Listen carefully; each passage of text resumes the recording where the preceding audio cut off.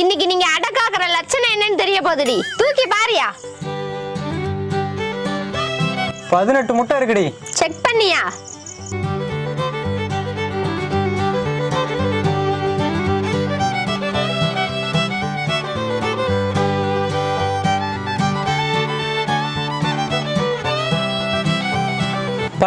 முட்டையில 2 முட்டை வெளியே வந்துச்சுடி.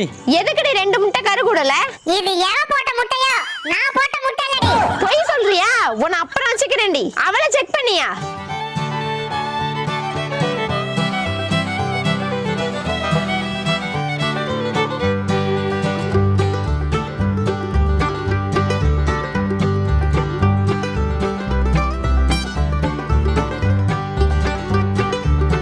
இவளுக்கு வச்ச 17 முட்டையில 13 முட்டை கரு குடி போச்சுடி.